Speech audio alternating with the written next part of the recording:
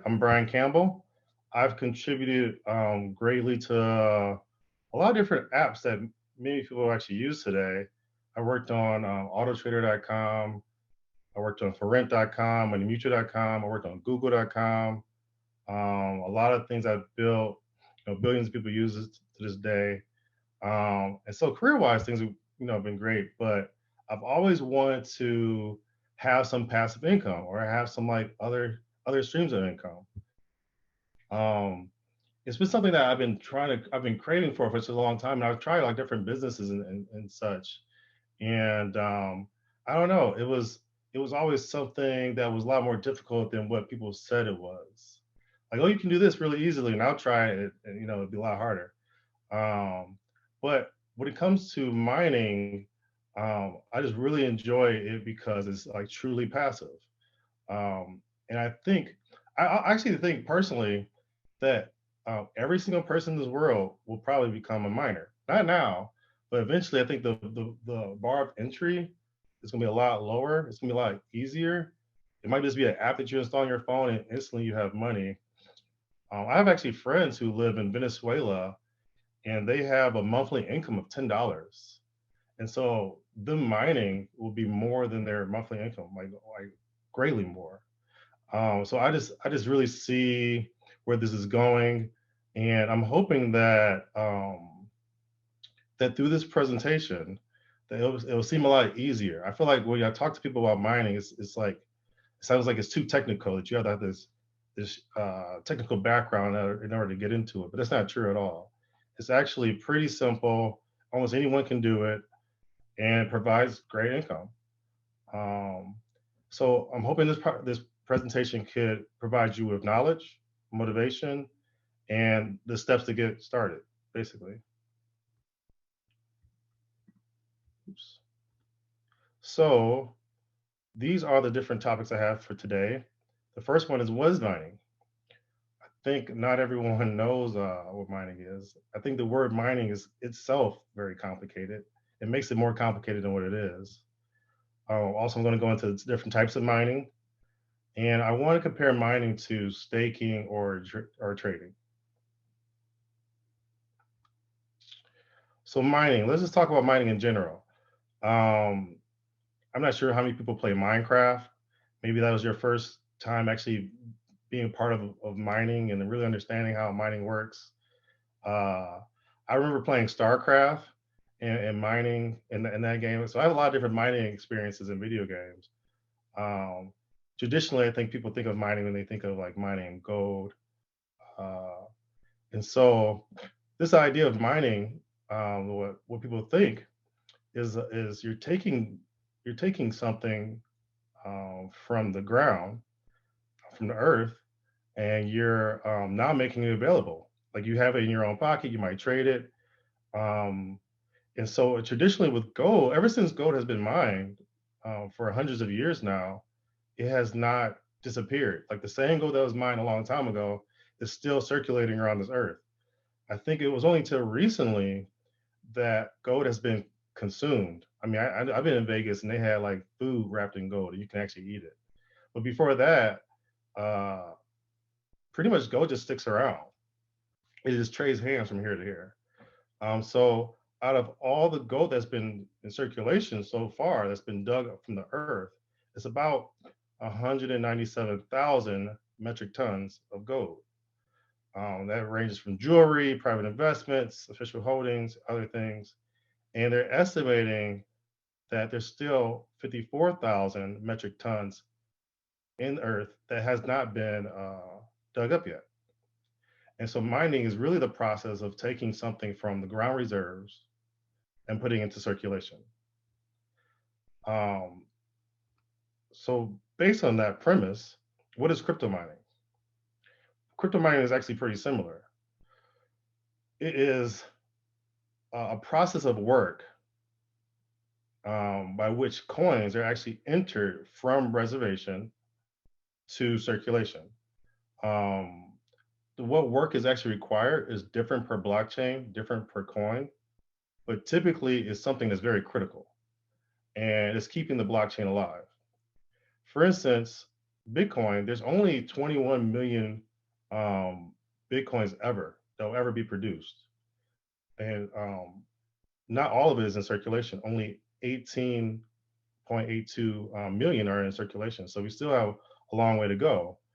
Um, Ethereum, though, does have a limit, but they can change the limit by voting. But there's 117 million Ethereum out there in circulation, and you can read the rest.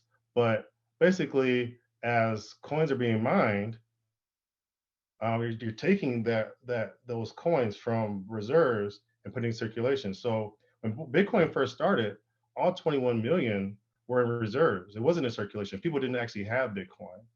And so as more and more Bitcoin is being available, it's all because it's being mined. So that's the idea of crypto mining. And I haven't actually described what that process is, but that's where the word comes from, mining.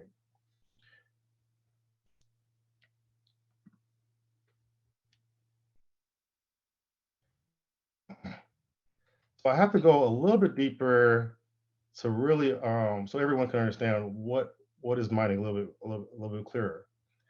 So I know that some of these topics have been touched on previously by other presenters, but I just want to just dive into it quickly.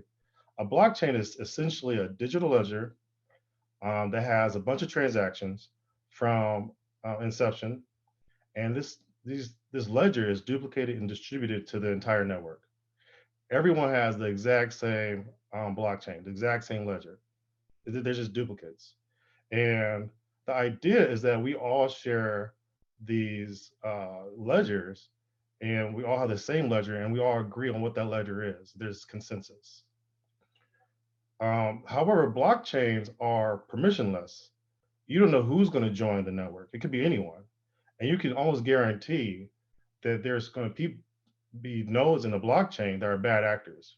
People purposely trying to change the ledger to reflect something that benefits them. That's not true. Um, and so the idea is that miners are providing a proof of work that verify blocks and distribute that across the network. And so the way it works is a miner will see a bunch of transactions that are pending. They actually haven't they actually haven't completed yet, and they want to actually take all those transactions and put them together, put them in a block. Um, and it'd be great if I could add this block of ledger of transactions to the end of the ledger. So how can I do that? The only way for me to do it is to solve a puzzle, um, which is a math problem. And I have to do it faster than anyone else on the blockchain does it. Whoever does it first, solves the puzzle first, gets to add the block to the blockchain. And it's why I provide this work this proof of work that shows I actually solved this problem. So if I happen to be the first one that solves it, I can actually take my block, add it to the end of the ledger. I'm the first one to do it. I broadcast this new block out to the network, showing my proof of work, and other people are working on this. Other miners are working on this as well. But because I was the first one, then that broadcast, everyone will actually see that they'll accept my new block because they just weren't able to get it done in time. And so because it was spread um, over time, the network would just reach consensus of what that is. And I don't want to go too deep into that because it's pretty technical, but basically that's what it is in a nutshell. Um, and so what the miner gets for doing this is they actually get rewarded with new coins that were put in reserves and now being in circulation. And this is a set amount every single time this happens. What the miner also gets on beyond these brand new coins that have never existed before in circulation, they also get all the different transaction fees that are contained with the block. And so this is actually a lot of money, especially when it comes to Bitcoin. I mean, you're talking about every single time this happens, you're talking about maybe hundreds of thousands of dollars per every 10 seconds or something like that a miner would get. Miners are typically not one person because uh, mining has become so difficult and so many people mining that they don't mine individually, they mine as a pool. So the entire pool of people will solve a problem and that money would be spread across the whole pool.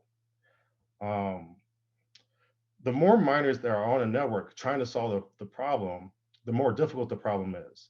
Because the idea is that statistically, they want only one person to solve it.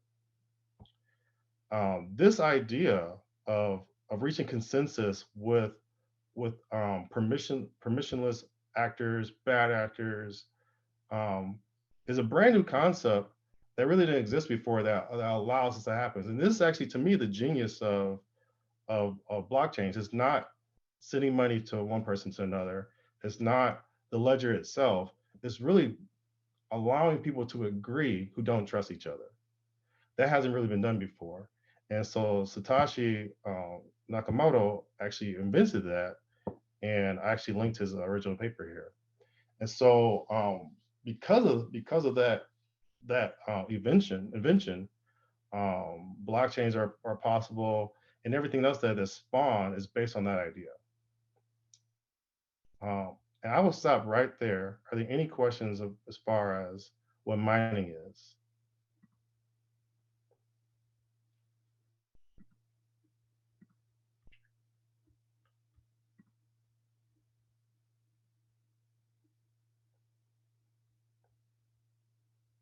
I don't see any yet. So hopefully I explained it pretty well.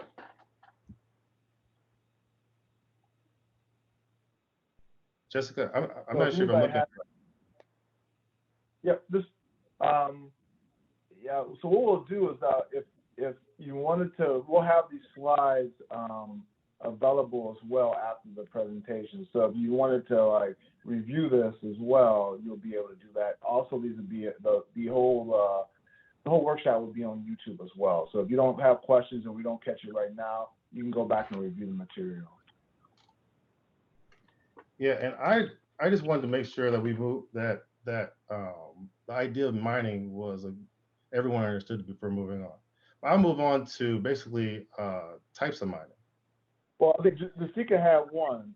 I Oh, didn't realize miners also get the transaction fees. So she had more of a comment. So that's oh good yeah, too. So yeah. And so let's say, like in the case of Ethereum, you can actually choose how much money you want to pay in transaction fees.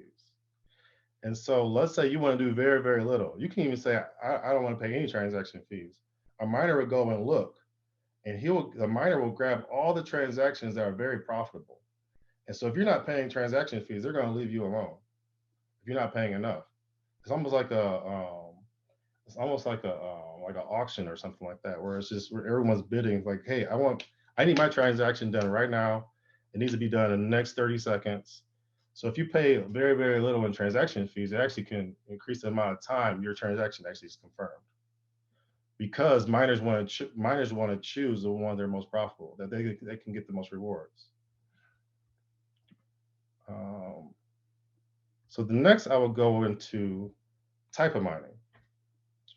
Um, I want to go a little bit of how I got started.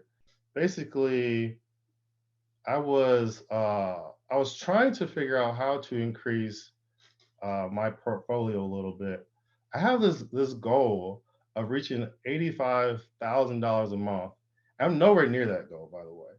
But I just thought it'd be an awesome goal to have. I take big goals. I try to break them down to like smaller goals, and that's basically almost $1 million a year.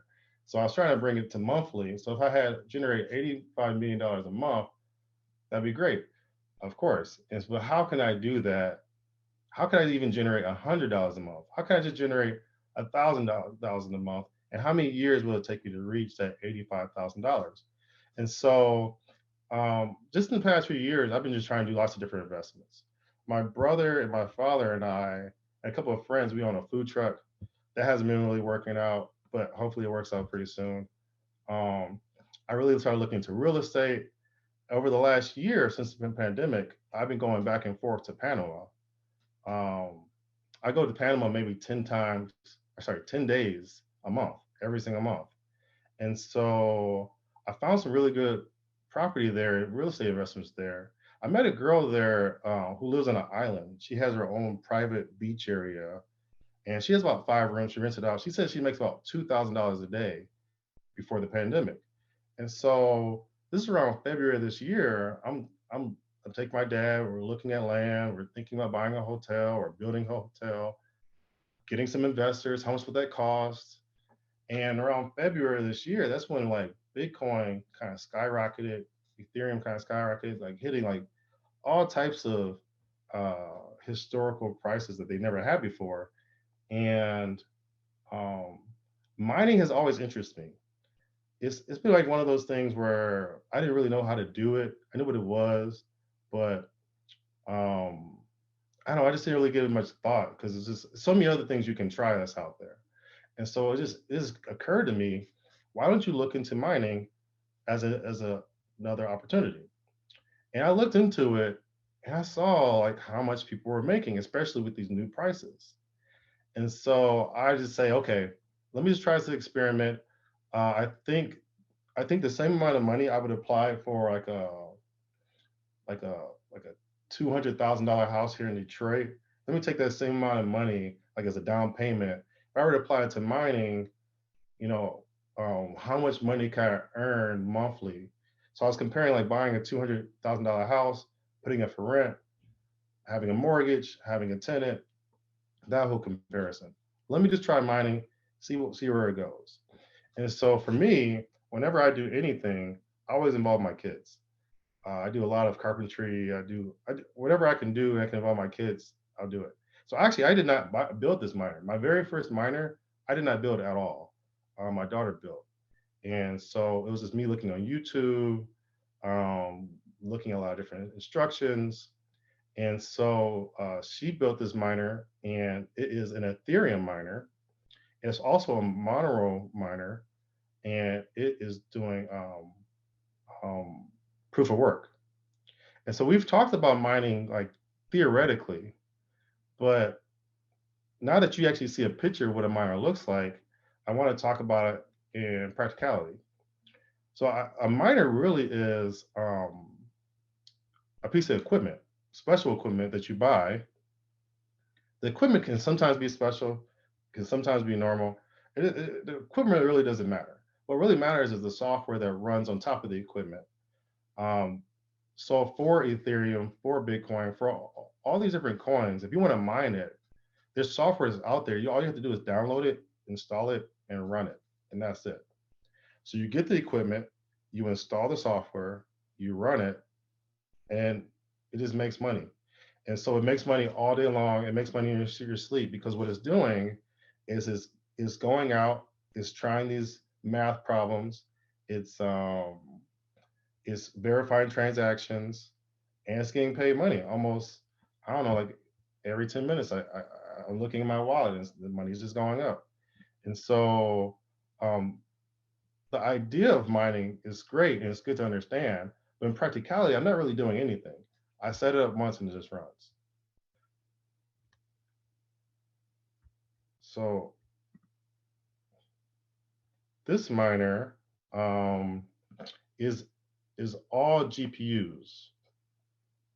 There's different types of miners out there, and also the type of mining I'm talking about right now is proof of work mining. There's lots of different mining out there, and they're different depending on what kind of proof they are, or how they generate consensus can tell you basically um, what you're getting into. So proof of work mining is what you hear on the news all the time, where uh, there's these miners in China that are being shut down. There's these miners in, I don't know, other countries that are being shut down. They're just like using a lot of electricity. All that's proof of work mining. And the reason why is because they're all solving these math problems. And it takes a lot of power to solve these math problems. And the more miners that are on the network, the harder the math problem is. And so as the math problem is getting harder and harder and harder, we're dedicating all this electricity and power to solving it. And so it's a great concept when Satori came up with it, but in practicality, it's very expensive, electricity wise. So there's different types of equipment that you actually can use. You can mine with your CPU, you can mine with your GPU, or you can mine with something called ASIC. So when mining first came out, it was all CPU based. And the idea is you want to have the most powerful miner so you can make more money. Because the more power you have in your miner, and the faster it's able to solve these math problems, the more money you have. And so then someone got the idea of like, okay, let's not do these math problems with our CPUs. Let's do it with our GPUs. So a GPU is a video card for those who don't know. And a video card, what it does is it does physics all the time. So if you're having a video game, you're bouncing a basketball, you're riding a bike in your video game, your video card is solving physics problems to really figure out how to render that on the screen. So a GPU is a great thing for solving problems. Not only that, but for a computer, you can only have so many CPUs, but you can have many GPUs. So the miner that I built can actually handle 16 different GPUs all at once. Um, but of course, you know, greed is when it comes to money, greed is the thing. So what's more powerful than the GPU? So the idea was let's not purchase something from the store. Let's actually make something specifically for mining, building out our own break boards and building our own hardware that's specific. That all this does is mine, and this hardware is made for mining. Those are ASIC miners. You can make your own, but don't do that. Just buy. There's vendors out there who are selling them, so you just buy those. So idea is that you figure out your equipment that you want to mine. You figure out your coin. You buy the equipment. You download the software. You run the software, and it just makes money. And so, as a business goal, the idea is that at some point, you it costs you money, and there was some kind of initial cost to buying the equipment.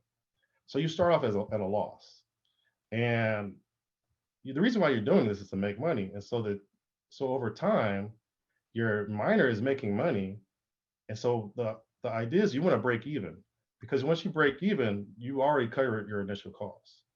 At that point, the only thing that's left over is the only cost that's left over is electricity.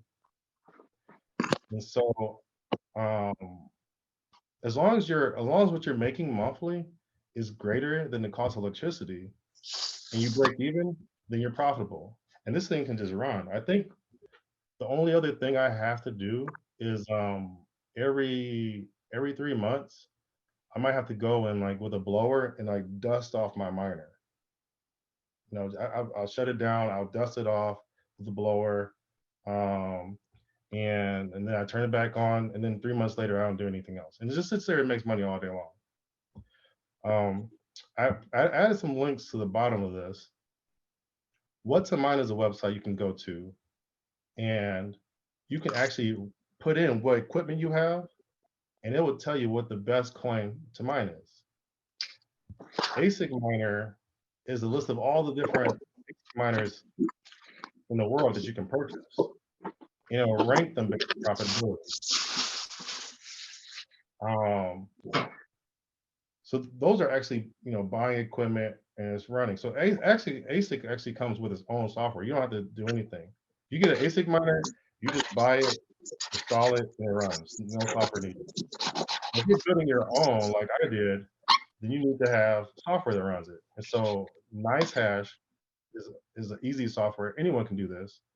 Like if you have a computer right now, you can go to nicehash.com, download it, and your computer can start mining like today. You don't have to have any special equipment. You can do this right now. Anyone can do it. And Hive OS is similar to NiceHash, but it's a lot more customized and therefore more profitable since I can have more control. But these are just different links just to get your foot wet. One other thing to note is ASIC miners are different than CPU and GPU miners. Not only are they special equipment, but they can be extremely noisy. Like to a point where if you have it inside of a room in the basement, you're going to be all the way upstairs, like 3 floors up, and you'll still hear it. They're extremely loud, extremely noisy. they also get very, very hot. So any room you put it in is going to be blazingly hot. Like, I mean, like 120 degrees, something like that. And so if you have an ASIC miner, you need ventilation. Also, typically ASIC miners need 240 volts. And so your typical outlet in your house is 120. And so you need to figure out a way to make 240 volts. And so you kind of want to look at your equipment and make sure that you have a place to put the equipment. Don't just go ahead and just buy it. Make sure that you have a proper place to install it so it's actually running and you can just leave it alone. CPU and GPU is a lot easier to get into. And that's what I did. I actually do plan on buying my own ASIC miner. I haven't yet. Eventually, I just have so many other cool things in mining that I can only do one at a time. And right now, there are other things that are a little bit more profitable. But this is the concept of proof of work mining in a nutshell. The next one I'll talk about is proof of space and time. So the idea behind this is Bitcoin is great, Ethereum is great, but they cost a lot of electricity. Um, and how can we accomplish the exact same thing with less electricity? And so the idea was instead of using graphics cards, let's use hard drives. Hard drives consume a lot less electricity. And I don't have any pictures of my daughter doing this, but also, once again, my daughter built this entire miner. I should have took pictures of her. I'm not sure why I didn't. Um, it's a little bit more complicated because in this miner, there's two steps. One is actually let me back up. So in proof of space and time mining, the most popular one is Chia. So the way it works is um, in Bitcoin mining, you have to win a math problem. If you win this math problem, you're the first one that does it, then you are responsible for adding to the end of the ledger, and you get rewarded for that. With Chia, though, it's a little different. It's actually a bingo game. There's no math problems to solve. Uh, it randomly chooses a different bingo card every single time a block needs to be added. And so each bingo card that exists in the world are all unique. There's no two bingo cards that look the same. A bingo card is something you can actually save on your hard drive. And it takes hours to create this one bingo card. So that's the idea, is that you are creating these little cards, little bingo cards, you're storing them in your hard drives. And so I think I have like a thousand something bingo cards. And so every single time it's time to reach consensus and it's time to add a new block to the blockchain, I have all my 1,000 bingo cards. I'm hoping they're going to call my number. And then if that's the case, then I add to the digital ledger, I get paid for it. And so the reason why this is a little different is because it's two steps. The first step is you need to create the bingo cards, and you actually need hardware to create it. So if you have a lot of hard drives, I mean like a ton of hard drives, and these bingo cards take forever to create. I think if you just had like normal hard drive, if you just had like a normal computer, nothing special at all, I believe it takes maybe 12 hours to create one. And so if you have in a bingo card is a roughly, I want to say it's 200 gigabytes or 300 gigabytes. So if you have petabytes of space, it'll take you like years before you can fill all your petabytes of space with bingo cards. And so what you want is something called a plotter, which will allow you to create these bingo cards a lot faster. And so it actually requires special hardware that has a lot faster throughput. So I have like these, and I can go back. I have these, if you can see right here, this MP600 and NVMs, and these are actually almost as fast as a stick of RAM. They're super fast, and so it cuts down that speed to plot to create these bingo cards. And I have three of them, so I can actually do it in parallel. I also have like this. There's this Ryzen 9 super powerful GPU. Um, Typically, mining does not require powerful computers, but this one does because you want to plot really, really quickly. And then once you're done plotting, the idea is you want to farm your plot. Farm all farming means is you have a bunch of bingo cards and you're participating in the network and you're waiting to see if you get called. So there's a plotter and there's a farmer, and so you need equipment for both. Um, you don't actually have to plot your own. You can ask someone else who has a plotter to plot for you, and all you are is a farmer, and you're just holding the bingo cards. It's up to you. Um, but of course, they're going to charge you for that. So the business goal here is to buy a bunch of hard drives, fill them up with bingo cards, and just let it run. Just like any other mining, you do some initial setup work, and you let it run. Um, this one though is a lot more experimental. I kind of wouldn't recommend it for anyone, to be honest. It even when I first heard about it, it still seems wasteful because Bitcoin mining is not just wasteful on electricity. It's also wasteful because you're requiring people to buy all this hardware, like all these GPUs and CPUs and ASIC miners. You're dedicating a lot of hardware to solving a math problem. The hardware is actually not being dedicated to the blockchain of providing a network. It's just solving a math problem. It's kind of wasteful. So Chia does a lot less waste because it's not using as much electricity because it's hard drives, but also it's still wasteful because now we're like buying a bunch of hard drives in general. Um, I am it's new technology. I'm kind of skeptical on it, but I was like, let me just have some skin in the game. Let me try it out. But this is like one of my more experimental mining phases, and I probably have not talked to Mac about this. I probably have not convinced him to do this because I felt like it was so experimental, and I didn't really believe it would make a lot of money. But I just wanted to try it out, just have some skin in the game. Um, Typically with all mining, before you get into it, you can see what other people are doing.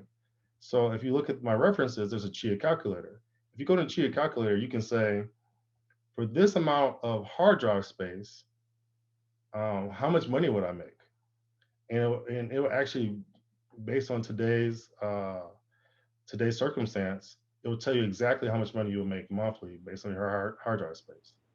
So a lot of times when you get into mining, you can calculate how much you're going to earn before you even buy anything. The next one I have on here is proof of coverage mining, which is helium. And helium actually also does proof of stake. So it does proof of coverage mining and proof of stake validating.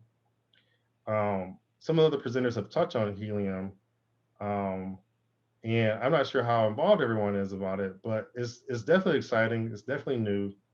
I have I have seven helium miners right now. I have three others that I bought in April that have not arrived, and it's the same exact order that Mac has, and so that's the reason why that neither one of ours has arrived because it's Nebra, it's a different vendor. I bought from Bobcat, also bought from Nebra, but and I'm also going to buy 10 more in the next month or so because I need some. it's just good to have them anyway because they make so much money, and I need to have some with a different frequency. So the idea here is very different than other two. For Chia, sorry, for proof of work and proof of space and time, the idea is that you are um, contributing to adding to a blockchain, contributing to adding, figuring out what that next block is at the end of the blockchain. With Helium, is a little different. It uses proof of stake to do that. Proof of coverage does not help out with the blockchain at all. These are two different proofs doing two different things. What proof of coverage does is you're not actually adding to the end of the blockchain. What you're doing is you're providing a service. So these little boxes, these little helium miners, you don't have to build them. You don't have to go to the store, buy GPUs, CPUs, or nothing like that. Build your own. You don't have to download any software. These are ready to go. You just go to a store You buy them online, you get it shipped to your house, you install it, you turn it on, it makes money. You don't have to do anything else. But what it's doing is it is connecting to your own personal internet. So if you have Wi-Fi in your house, if you have uh, Ethernet in your house, you connect it to your hotspot, and as you can see in the photo, it's not just a box, but there's also an antenna. The antenna broadcasts your internet to like a 10-mile radius around your location. So as you can see, all my antennas are either outside or near a window. I'm actually broadcasting my internet. And the reason why we're doing this is because of IoT, Internet of Things. The idea of Internet of Things is that eventually everything will have internet. So think about street lamps or dog collars, or even Detroit, where you see the little Lime scooters, which the Lime scooters actually do use helium. All these things will be great to have internet access. Your kitchen appliances, pretty much anything you think that has electricity, eventually will have internet. The problem with it is the internet is expensive. 5G is expensive, 4G is expensive. So who's going to pay for your dog collar to have internet? You know, it's just it doesn't make sense financially. And so in this case, the Helium company, they're starting a telecom communic or they have started a telecom communications company that allows you to basically share your internet with the world, and they'll pay you for it. And this internet service is ran on radio waves. So it's not 5G, it's not 4G, it's a really low band internet. So this is not for cell phone usage, this is not for watching videos. Actually, your cell phone cannot connect to it. Only designated devices can connect to this network. Designated, approved, validated devices can connect to it. And if you go to Helium's website, you can see all of the different devices that can connect to it. It has to be approved by Helium. Um, and so we're trying to create this brand new telecom company, but instead of the telecom company installing towers everywhere, like AT&T or Verizon, they're allowing the people, us, to participate in the infrastructure and we get paid for it. And you might think, well, I'm only going to get paid if someone uses my internet. And that's not true. They'll pay you just for having it up, whether anyone uses it or not. I think no one has used any of my antennas. I think one of them someone's used, but the other ones really no one's used. Um, and the reason why they want to do that is because if you ever seen commercials like Verizon or AT&T, they always say, "Look at the coverage. Like, look at Verizon's coverage." They need to have coverage. They need to have a network that's up and running, so they can market to manufacturers and market to different companies, so that they can invest in having their devices use a Helium network. And so it's a great concept. I think whenever you think about mining or investing, you always want to look at the concept, who the team is behind it, what the plans are. Is this serving a purpose? Is this helping people out? Because usually, if it's just mining for money's sake, just to make money, and it's not really providing a service, it's not. It could go somewhere, but typically, I wouldn't bet on those. So you've probably seen this before, this map. But this is a map of Michigan, specifically Troy, Sterling Heights, Warren. And I took this picture yesterday. Every single hotspot, on this map, you can see all the different hotspots currently in Michigan or in this area. All the green spots are hotspots. And so that means someone bought a hotspot or miner from the website that's all in their house, and now they're on this map. And so as long as there's a hotspot running, it shows up on this map. Everyone's hotspot shows up on this map. And what's great about blockchain is all public knowledge. Everyone's sharing the same blockchain. And so that means that everything is visible. You can see exactly how much each hotspot is making. So I was just looking in Troy and I clicked on this one. Every hotspot has a random, or every miner and hotspot for Helium is the same terminology. But every miner slash hotspot has a unique name, and you don't get to decide on the name. It's just given to you. So this one is called Smooth Cream Cola, and it's a Bobcat Miner. It's the same one I bought. It has an antenna that's 4 DPI. It is 55 meters from the ground in location, and someone owns this, and they have it set up in Troy. This particular hotspot is a Bobcat Miner, which the Bobcat Miner only costs it costs $427. But in the last 30 days, this one Bobcat Miner has made about $1,500, and it's going to continue making that over and over and over again for just this one Bobcat Miner. Chad touched on this before, but in the last 30 days, there's been 50,000 new hotspots added. When we first looked at this, there was only like 20. Also, everything is hinged on Bitcoin. So as Bitcoin goes up, everything else goes up. Now Helium is looking at $20.20 per Helium token. So me personally, I really love Helium. It's been a good moneymaker. Like automatically, the very first Helium I installed, I had my money back in 20 days. I broke even in 20 days. It's making money ever since. So I was like, okay, so how can I get further in this? When I was looking at the map, because on the map you can see where all the hotspots are. Initially in Panama, which I also live, there were no hotspots. Since then, there's a lot more that's come since then. But I live in Michigan as well. In Michigan, I live in like a single family home. The buildings aren't really that tall. In Panama, I live in a skyscraper. And so if you're thinking about installing something that has radio waves, the higher you have it, the better. And so I was thinking, like, I have more advantage at having really profitable helium miners in Panama, in Michigan. I mean, I just showed you a helium miner in Troy that's making a lot of money. So I'm not saying you can't make money in Michigan, but I was trying to do what's most advantageous.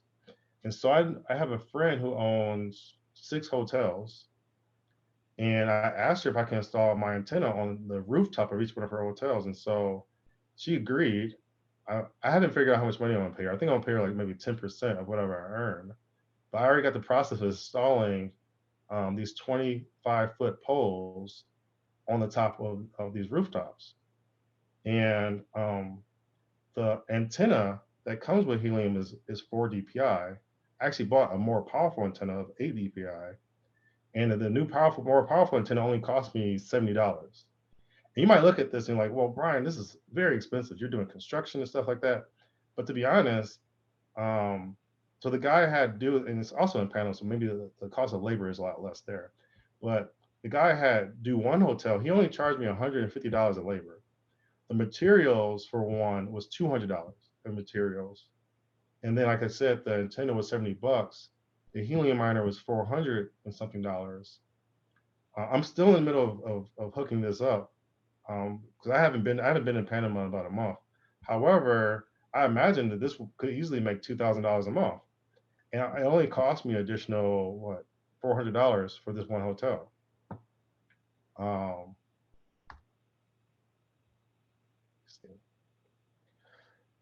So with helium, there's lots of different miners you can get. On the left, you can see different pictures of different miners. Every single miner does exactly the same thing. It's no different at all. The only difference is when you might receive it, because whatever vendor you go with, they have different warehouses. They have different capacities.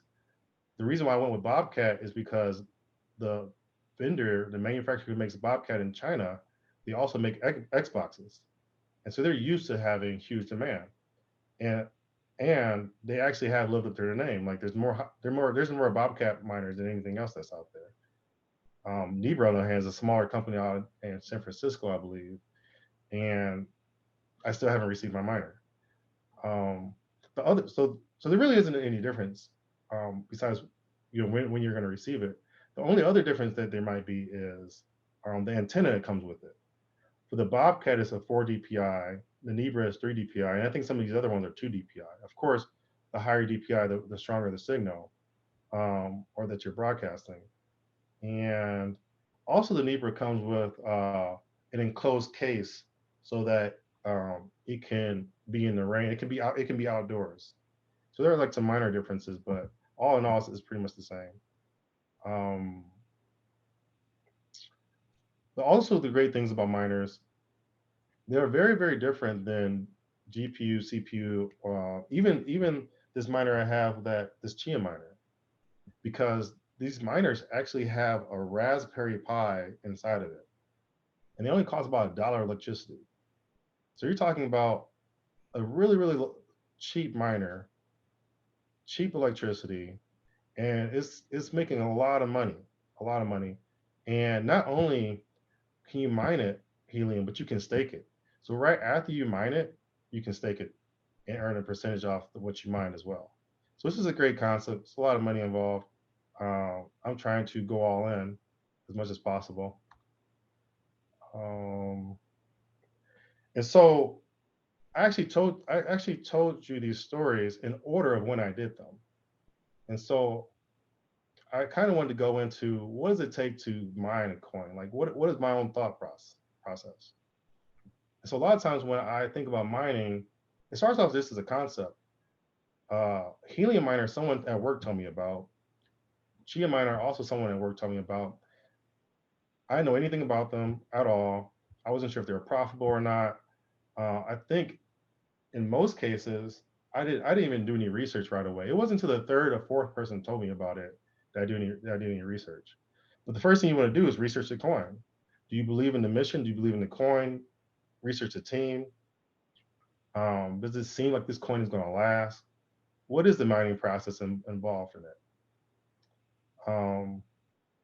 And once you do that, determine the potential monthly revenue. So every single thing, anything you can mine, there's calculators, there's evidence. You can actually go and see what people are mining, and you can actually see what the equipment they have. You can really narrow it down and say, if I did this exact thing, this is how much money I'm going to make. And of course, that's never the case because it changes every single day. The price of the coin changes every single day. How many people are mining it changes every single day. And so when Helium first started, like I said, there was no one in Panama doing it. But by the time I received my miners, there were over 60 people mining in Panama. When Chia first got started, no one was mining Chia at all. And then when I finally got my equipment, a ton of people were mining Chia. And so just in a matter of weeks or months, if it's something that sounds really, really good, people will jump on it. So by the time you actually get your equipment, the situation might have changed. So for me, I usually try to calculate the worst case scenario. And I was okay, if this is how much people are making now, let me take half of that. Let me take a quarter of that. The next thing I do is I try to calculate the initial and ongoing costs. Like, what's the equipment going to cost me? Do I need to do any additional infrastructure? Like for the case of Asic miners, do I need ventilation? Do I need to install something that's 240 watts? Do I need to have something that reduces noise? For the case of helium, you can put a helium miner anywhere. I actually have one right next to me here, but I want to go above and beyond. So I want to install poles on the rooftops. I could install a pole around my house if I really wanted to. And this is all just things I personally want to do so I can make even more money. But you want to factor that in.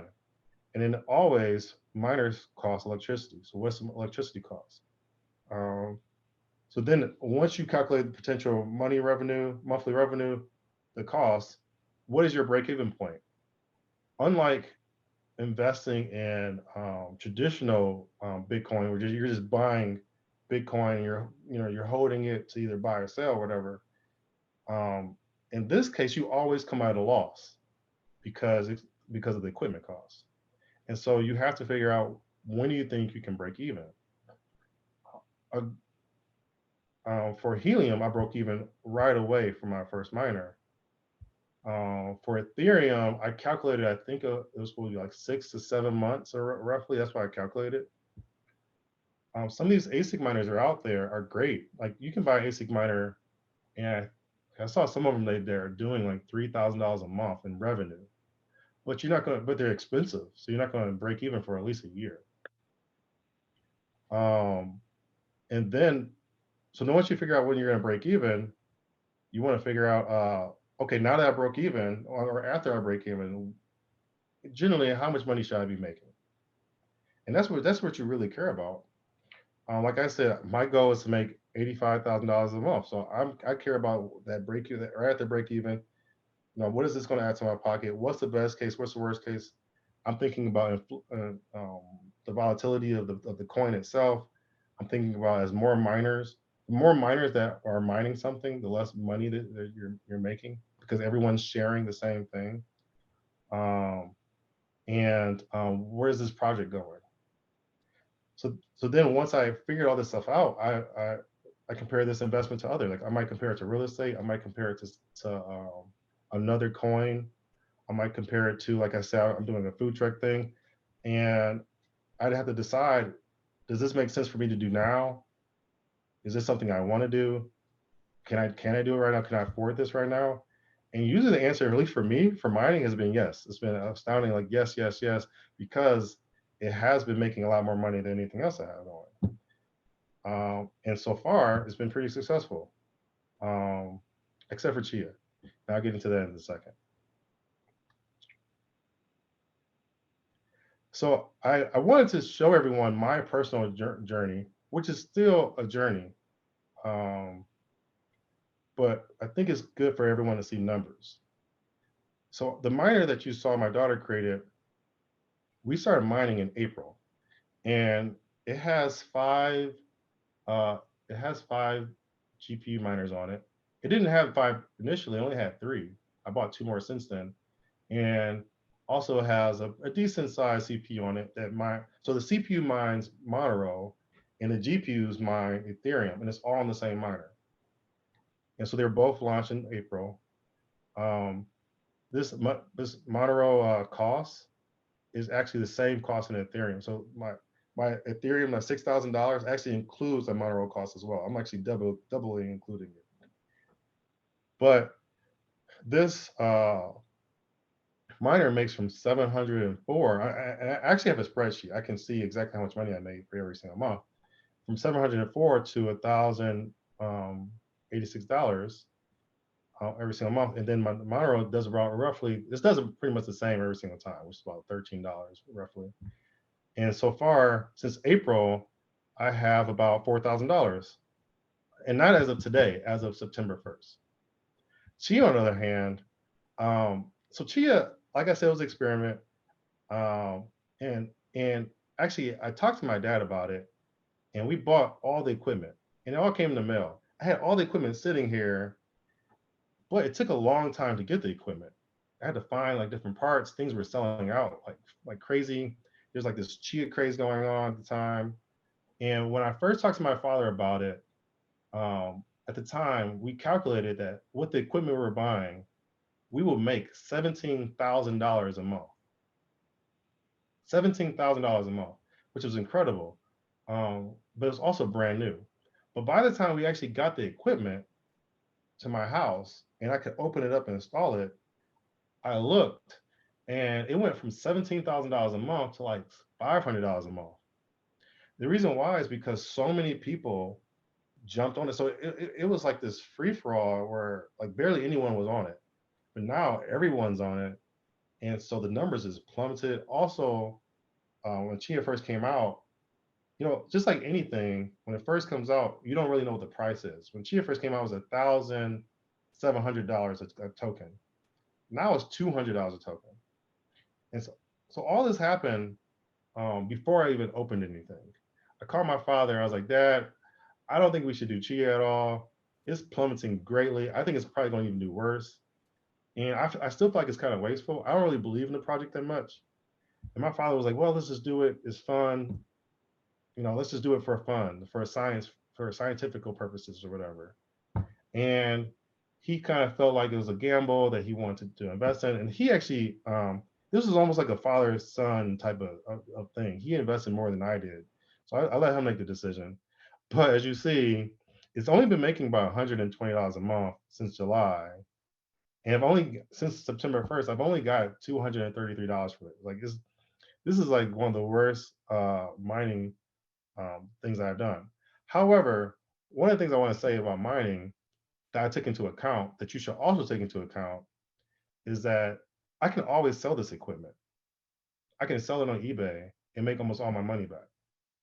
When I bought this equipment, I bought it dirt cheap, and the prices for this equipment has actually risen since then. So actually, that's what I first told my dad. I was like, we can sell this right now and make a profit and walk away with a profit. But the idea was like, hey, let's just see how this goes. Maybe the price of chia will go up. Maybe it will start making more money over time. And worst comes to worst, we'll just sell the equipment. I actually got warranties on most of it, so I can actually sell it at cost and you can get my money back.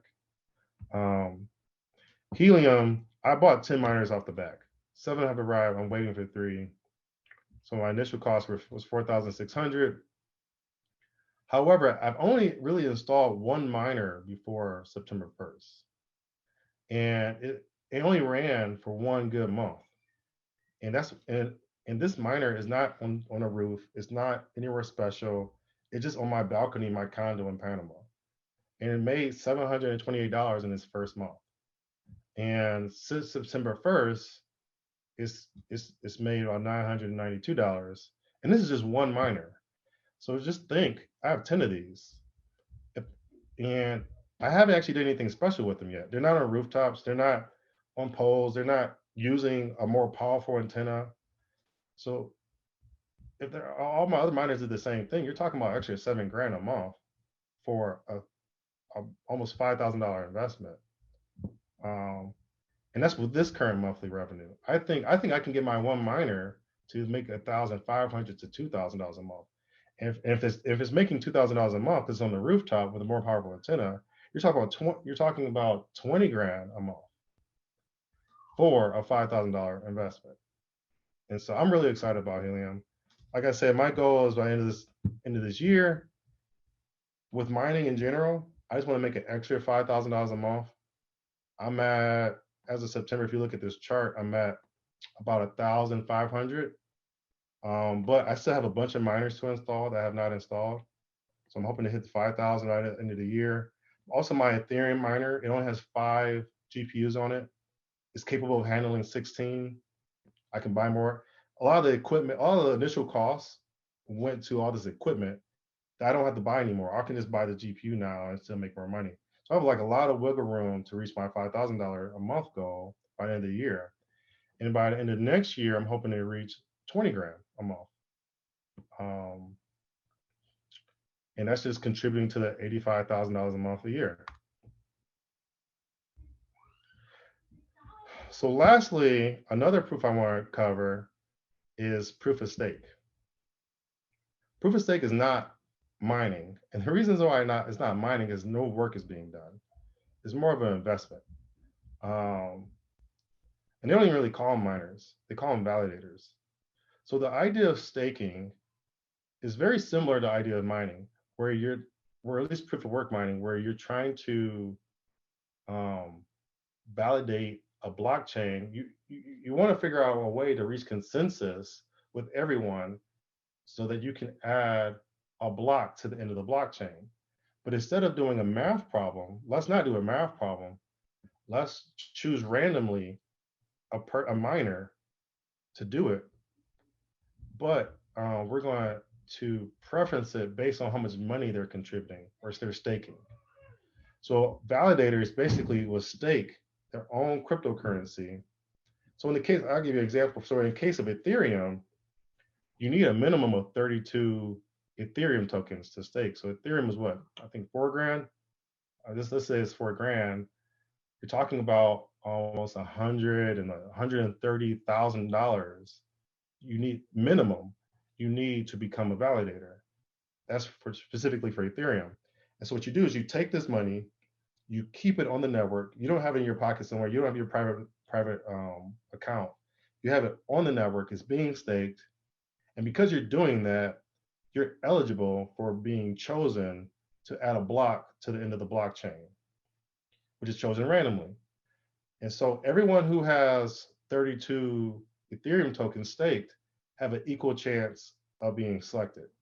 Now, if you have 64 Ethereum tokens um, um, staked, you have twice as much chance as someone who has 32. So it's very similar to mining, where whoever has the most powerful equipment are the ones who more often um, add to the end of the ledger. Or in this case, is whoever has the most money staked. So typically, to become a validator, you actually need to have a server that it's not a powerful server at all. It could be something you run in the cloud. It doesn't even have to be equipment that you actually own. The more important thing is that you actually have a bunch of money at minimum that you're staking to become a validator. But you don't need to be a validator to stake. Anyone can stake. So, so the way you stake without being a validator is some of the validators out there, they'll allow others to add their funds to or add external funds to their funds. And it's called delegating. Is where I can say, okay, I'm going to delegate this stake of money to this validator. So whenever this validator makes money, I make money. The validator, of course, will make a little bit more money. They're going to charge me a fee for that. So in a nutshell, that's staking. And there's a lot of um, blockchains and coins going to staking, including Ethereum. My Ethereum miner right now, um, once Ethereum goes all the way to be proof of stake, like right now, Ethereum is half and half. It has two different networks. But once it's completely proof of stake, my miner would no longer be able to mine Ethereum. It can only stake Ethereum. And I'll have to switch my miner to mine a completely different token. But I actually am mining, I'm sorry, I am staking as well. So one of the things I'm staking is called Akash. Uh, Akash is an open source cloud platform. So what they do is there's a lot of data centers in the world, and these data centers don't have full capacity. And so what Akash did is they're saying, hey, because you don't have full capacity, we're going to rent out all your rest of your equipment and pay you for it. So they're going to lots of different data centers in the world and renting out their equipment.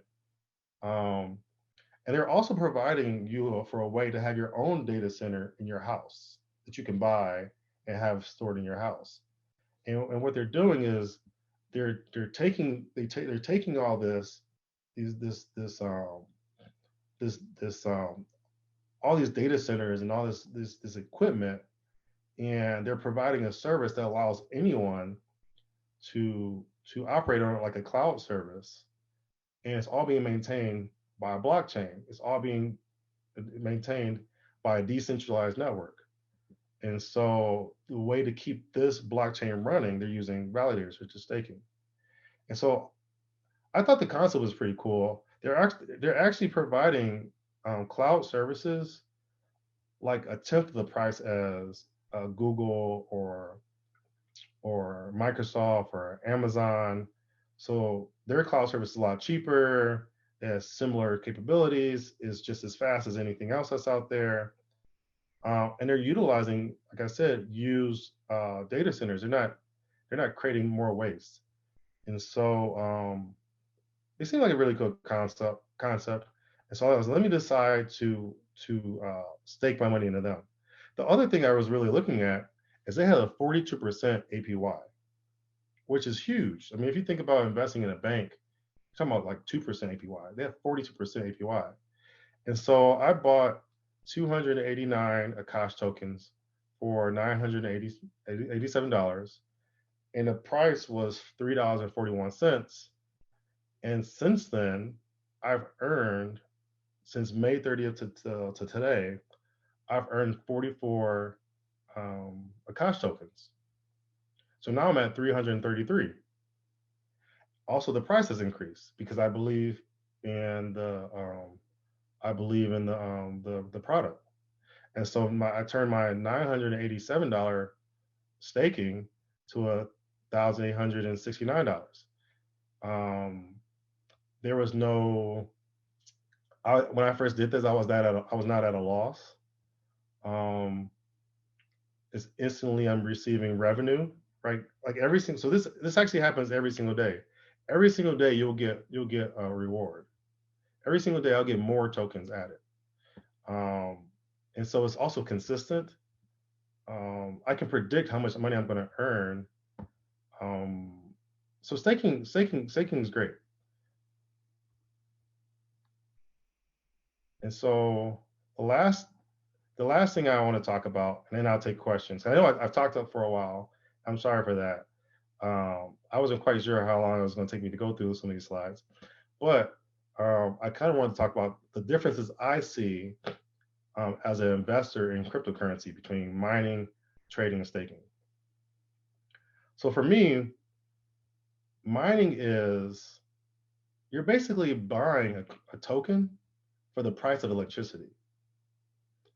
So when it comes to trading, if I want to buy, one Ethereum token, I'm buying it for what, $4,000, or I can actually mine Ethereum tokens for a certain cost in electricity. So that's a huge difference I see. And so in general, the cost of electricity is a lot cheaper than it was for you to buy it. And so mining is consistently profitable. With trading, you might take some losses here and there, because it's more like it's a little similar to gambling. Where mining is you're as soon as you break even, you're profitable. I mean, it's almost guaranteed profitability. You can also it's also consistent. It's truly passive, and what you're mining is still an appreciating asset. So like right now, my miners are making like $700.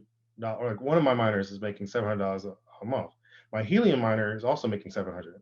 But let's say helium goes up to being from $20 a token to $40 a token. My miner was making $700 a month. Now it's making $1,400 a month because it's appreciating the asset. The problems though with mining is there's a maximum you can gain. Um, you can only gain as much as the miner is capable of gaining. The also con is that you're starting off at a loss, sometimes a great loss. Trading, though, you can actually, the sky's the limit of how much money you can make, which is not the case with mining. Um, you, the, for me, when I want to trade, is because I'm taking about advantage of a volatile market. It's like usually like something that's quick. I know. So when Ethereum, Bitcoin, or Cardano were all down just a few months ago, you buy like crazy because you know that the price is going to go back up. And I'll make more money trading in that situation than I would mining because I can put as much money into it as possible, and I know that the price eventually is going to go up. And like everyone else has said, I'm not giving investment advice, but this is personally what I do. The problem with trading, though, like I said earlier, which is great about mining, is not consistent. It's more of a gamble and something that you have to do actively unless you have like a bot running. Even if you have a bot, you kind of have to maintain the bot because the trading strategies change over time. And staking is similar to trading, but it's more of a long-term strategy because you're not doing a quick trade so you can make some money. You're buying something that you're believing in and you're hoping that will go up in time. And not only is this thing going to appreciate, but I'm going to get a reward for believing in it. A consistent reward at a very specific price. They have the APYs determined already for a lot of these cryptocurrencies. So it's actually even more predictable and more consistent than mining, and it's also just as passive. It is a little bit more of a gamble than mining because you are still you're still buying the cryptocurrency at price initially. And so if the price of that coin goes down, then you're at a loss.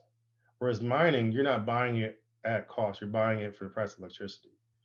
However, it's a lot less of a gamble than trading um, because not only are you buying it and holding it, but you're getting more over time. And I believe that's my last slide. Any questions? I see a bunch of actually talking. Jessica, is there anything that you see that I should pay attention to? So I actually put a couple questions of ways back. So I'll start with do you still, well, I guess you kind of mentioned it, but if you recommended GPU mining with, just like the shortage of graphics cards that's been going on for the past year or so. So, yes, I definitely recommend GPU mining. Like I said, with all mining, you want to look at when can you break even, how long is this going to last? Like for instance, Ethereum is going to go to proof of stake eventually, and so you only have a certain amount of time before that happens. So you want to look at the longevity of it. But as long as you can get your hand on a miner, then why not? I'm actually trying to buy some more. I bought so for one of my GPUs, I think it's a Radeon AMD Radeon 6800. I bought her $500. This thing makes about $200 a month. So you're talking about in 3 months I'll break even, and then after 3 months it's just profit. And then once I don't want to do it anymore, I can still sell that GPU on eBay and still make some money off of it. So for me, profit is profit. Um, Also, GPU mining is kind of coming back where because there's a ban in China, because there's a ban in other countries, um, there's a lot less people buying GPU miners, and so it's a lot easier to get your hand on them. There's actually a lot of websites out there too that if something goes on sale, you'll get an email. I even paid a bot to buy GPU miners for me. I actually paid this bot like $100 a month, and I tell what miners what GPUs I want. It will just constantly check and it'll buy it for me. Um, there's even websites like AMD.com. Every Thursday they release new miners. So I just hit refresh like at noon until one pops up, and I have to like hurry up and buy one like quickly. You have any Also, for sorry again. I was going to say, as far as some of the resources that you're listing, do you have any recommendations for like where to get started for folks that want to get into some hardware? I would recommend Helium overall because it's the most profitable. It's the easiest to use.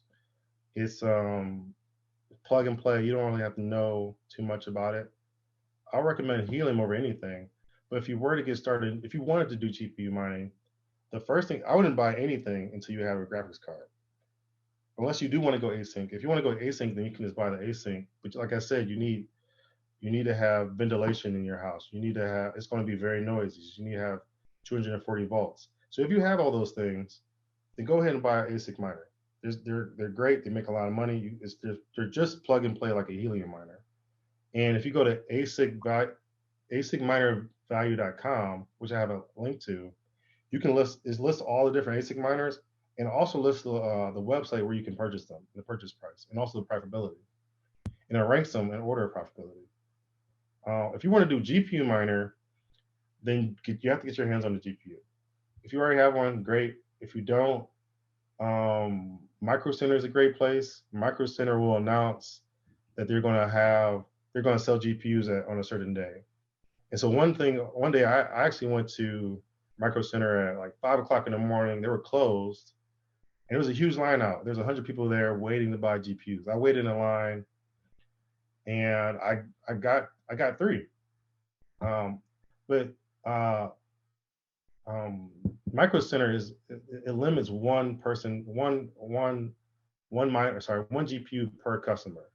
So when I was there, I called a few friends to join me in line, and then they bought some too. But try to get your hands on GPU first before you even start down that process. The other I see question another. was Sorry, go about, ahead. I just saw the question about how much electricity your ether miner was per month. So for mine, my my Ethereum miner, which is also a Monero miner, which makes between $700 to $1,000 a month so far. It uses about $60 with electricity. So it's much more profitable, or it's a lot profitable, even though my electricity bill did go up 60 bucks. David asked how much data do miners consume? Um, I'm not quite sure when it comes to um, Ethereum. I don't think it's a lot because what it's doing is you're constantly downloading the blockchain. As the blockchain changes, you're downloading it. I do know the answer for that when it comes to the Helium miner. The Helium miner does about 32 gigabytes per month.